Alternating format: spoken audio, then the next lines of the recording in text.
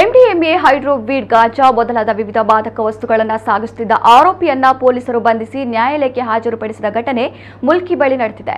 ಉಡುಪಿ ಜಿಲ್ಲೆಯ ಮಲ್ಪೆ ನಿವಾಸಿ 38 ವರ್ಷದ ಮೊಹಮ್ಮದ್ ಸಲೀಂ ಬಂಧಿತ ಆರೋಪಿ. ಉಡುಪಿ ಕಡೆಯಿಂದ ಮಂಗಳೂರು ಕಡೆಗೆ ಕಾರಿನಲ್ಲಿ ಮಾದಕ ವಸ್ತುಗಳನ್ನು ಸಾಗಾಟ ಮಾಡುತ್ತಿದ್ದ ಆರೋಪಿಯನ್ನ ಮುಲ್ಕಿ ಪೊಲೀಸರು ಬಪ್ಪನಾಡು ಚೆಕ್ ಪೋಸ್ಟ್ ಬಳಿ ತಡೆದು ನಿಲ್ಲಿಸಿ ಬಂಧಿಸಿ ಮಾದಕ ದ್ರವ್ಯಗಳನ್ನು ವಶಪಡಿಸಿಕೊಂಡು ಆರೋಪಿಯನ್ನ ನ್ಯಾಯಾಲಯಕ್ಕೆ ಹಾಜರುಪಡಿಸಿದ್ದಾರೆ. ಮಾದಕ ವಸ್ತುಗಳನ್ನು ಕಾರಿನ ಡ್ಯಾಶ್ ಬಾಕ್ಸ್ ನಲ್ಲಿ ಇರಿಸಿ ಸಾಗಿಸಲಾಗುತ್ತಿತ್ತು. ಅವುಗಳನ್ನು ಸಾರ್ವಜನಿಕರಿಗೆ ಮಾರಾಟ ಮಾಡಲು ಸಾಗಿಸುತ್ತಿದ್ದ ಎನ್ನಲಾಗಿದೆ. ಮುಲ್ಕಿ ಪೊಲೀಸ್ ಇನ್ಸ್ಪೆಕ್ಟರ್ ಅನಿತಾ ಮತ್ತು ಸಿಬ್ಬಂದಿ ಕಾರ್ಯಾಚರಣೆ ನಡೆಸಿದರು. ಪೊಲೀಸರು ಕಾರನ್ನ ತಡೆದು ತಪಾಸಣೆಗೆ ಯತ್ನಿಸಿದಾಗ ಆರೋಪಿ ಚಾಲಕ ಕಾರು ನಿಲ್ಲಿಸದೆ ಓಡಿ ಹೋಗಲು ಯತ್ನಿಸಿದ್ದಾನೆ. ಕೂಡಲೇ ಅಲರ್ಟ್ ಆದ ಪೊಲೀಸರು ಆರೋಪಿಯನ್ನ ಕಾರು ಸಮೇತ ಬಂಧಿಸಿ ಕಾರಿನಲ್ಲಿದ್ದ ಮಾದಕ ವಸ್ತುಗಳನ್ನು ವಶಪಡಿಸಿಕೊಂಡಿದ್ದಾರೆ.